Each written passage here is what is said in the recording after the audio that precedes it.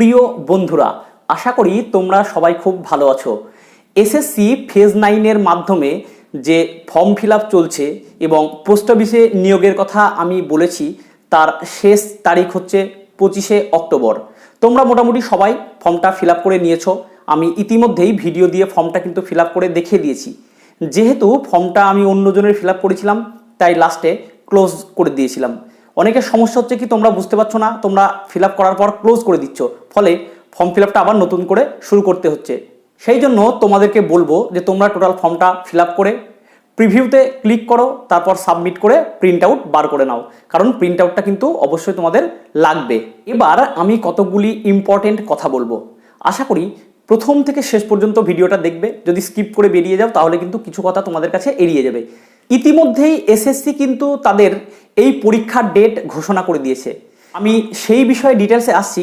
তার আগে যে বিষয়টা বলবো সেটা হচ্ছে, তোমরা যারা ফর্মটা ফিল আপ করেছো এবং চাকরি পাওয়ার জন্য উদগ্রীব হয়ে আছো, তাদের কাছে একটাই রিকোয়েস্ট, সময় কিন্তু খুব বেশি নেই, ফেব্রুয়ারি মাসে পরীক্ষা।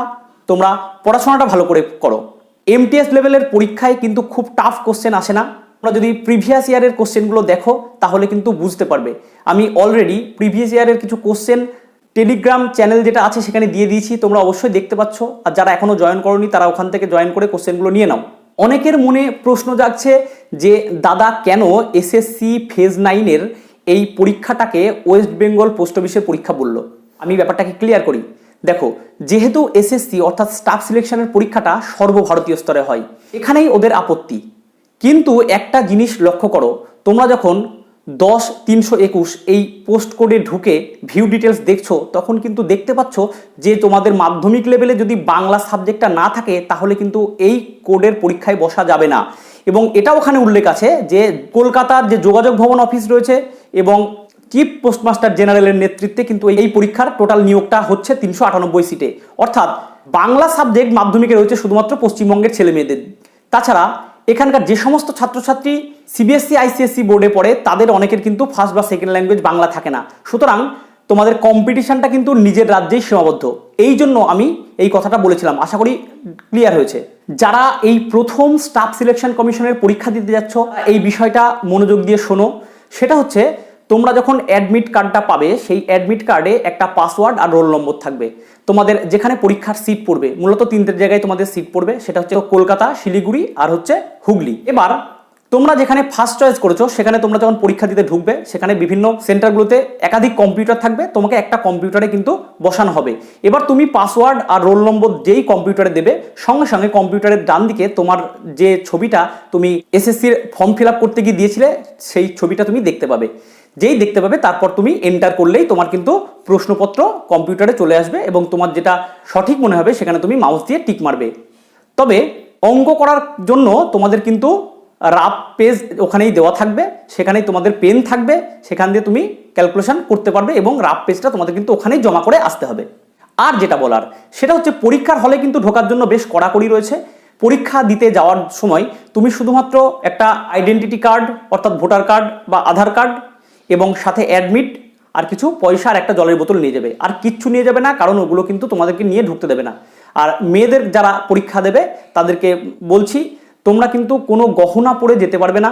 এমনকি ছেলেদের বেল্ট পর্যন্ত খুলে নেওয়া হয়, তাই আগের থেকে বাড়িতে সমস্ত কিছু খুলে রেখে যাওয়াই ভালো। তোমরা পেন পর্যন্ত নিয়ে যেতে পারবে না, পেনটা ওরা দিয়ে দেবে। এবার আসছি সিলেবাস আর পরীক্ষা পদ্ধতি নিয়ে। দেখো, আমি স্ক্রিনে ছোট্ট করে দিয়ে দিচ্ছি।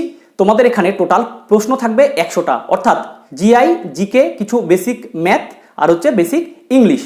25টা করে প্রশ্ন থাকবে, 4×25=100। এক একটা প্রশ্ন কিন্তু 2 নম্বর করে থাকবে, অর্থাৎ 200 নম্বর। টোটাল টাইম থাকবে কিন্তু 60 মিনিট। যারা শারীরিকভাবে প্রতিবন্ধী তাদের টাইমটা একটু বেশি দেওয়া থাকবে, অর্থাৎ 80 মিনিট। এখানে কিন্তু নেগেটিভ মার্কিং আছে, তুমি যদি একটা প্রশ্ন ভুল করো তাহলে কিন্তু তোমার হাফ নম্বর করে কেটে নেওয়া হবে। সেই জন্য খুব বুদ্ধি করে কিন্তু উত্তর করে আসতে হবে। এবার আসছি সিলেবাসের বিষয়ে। দেখো, আমি সিলেবাসটা স্ক্রিনে দিয়ে দিচ্ছি, একটু দেখে নাও। আর এটাই বলার যে তোমরা যখন পড়াশোনাটা শুরু করবে তখন বেশি বেশি করে পাটিগণিতের অঙ্ক, বিশেষ করে ক্লাস 10 স্ট্যান্ডার্ডের যেগুলো গ্রামার আছে ইংলিশ, সেগুলো ভালো করে প্র্যাকটিস করবে। এখানে কিন্তু কারেন্ট অ্যাফেয়ার্স সেইভাবে আসে না। তোমরা যদি বিগত কয়েক সালের প্রশ্ন দেখো তাহলে দেখবে ট্র্যাডিশনাল জিকে, বিশেষ করে ইতিহাস, ভূগোল, বিভিন্ন ন্যাশনাল পার্ক, বিভিন্ন রাজ্যের রাজধানী, কোন শহর কেন বিখ্যাত, কোন নদীর তীরে কোন শহর গড়ে উঠেছে, বিভিন্ন রাজ্যের নাচ, সংবিধানের বিভিন্ন প্রশ্ন এবং ইকোনমিক্সের ছোটখাটো জিনিস কিন্তু এখানে এসে থাকে। সুতরাং ট্র্যাডিশনাল জিকের উপর বেশি গুরুত্ব দেবে। এবার তোমরা ভাবছো তাহলে কোন বইগুলো পড়বো। দেখো, আমি অলরেডি MTS এর বই নিয়ে আলোচনা করে দিয়েছি, আমি ডেসক্রিপশনে সেই লিঙ্ক দিয়ে দিচ্ছি। এই বইগুলো তোমরা পড়লে আশা করি তোমাদের খুব একটা অসুবিধা হবে না। এবার অনেকের মনে প্রশ্ন যাচ্ছে, যেহেতু পোস্ট অফিসের পরীক্ষা, তাহলে পোস্ট অফিসের কোনো প্রশ্ন থাকবে কিনা। না, এখানে পোস্ট অফিসের কোনো প্রশ্ন থাকবে না, তোমাদের বেসিক MTS এর প্রশ্নগুলোই থাকবে। তোমরা যদি পাস করে চাকরি পাও পোস্ট অফিসের আন্ডারে, তখন যখন তোমরা ডিপার্টমেন্টের পরীক্ষা দেবে, তখন সম্পূর্ণরূপে সেটা কিন্তু পোস্ট অফিসের প্রশ্নই কিন্তু থাকবে। অর্থাৎ নেক্সট পর্বে তোমরা চাকরি পাওয়ার পর যখন ডিপার্টমেন্টাল এক্সাম দেবে, তখন পোস্ট অফিসের প্রশ্ন দিয়ে তোমাদের কিন্তু সবকিছু শুরু হবে। আশা করি তোমাদের সামনে ক্লিয়ার হয়েছে।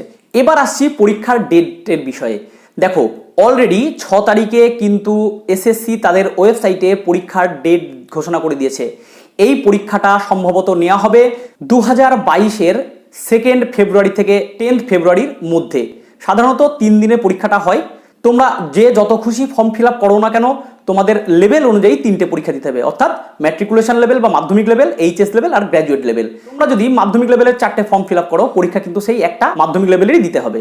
এবার কাট অফ যা নামবে সেই অনুযায়ী তোমরা সিলেকশন পাবে। আশা করি টোটাল বিষয়টা তোমাদের বোঝা গেছে। যদি কারোর কোনো প্রবলেম থাকে অবশ্যই কমেন্ট করবে, আমি তোমাদেরকে সাহায্য করার চেষ্টা করব। তবে আর সময় নেই হাতে, ফর্মটা তাড়াতাড়ি যারা ফিল আপ করেছো তো ভালো, আর যারা করোনি তারা ফিল আপ করে নিয়ে পড়াশোনাটা শুরু করো। যদি কোনো অসুবিধা হয় আমি তোমাদের অবশ্যই হেল্প করে দেবো। সেই সাথে সাথে একটাই রিকোয়েস্ট, চ্যানেলটা অবশ্যই সাবস্ক্রাইব করে দাও, বেশি বেশি করে লাইক কমেন্ট ও শেয়ার করো, আমার পাশে থাকো, আমিও তোমাদের পাশে থাকবো, কথা দিচ্ছি।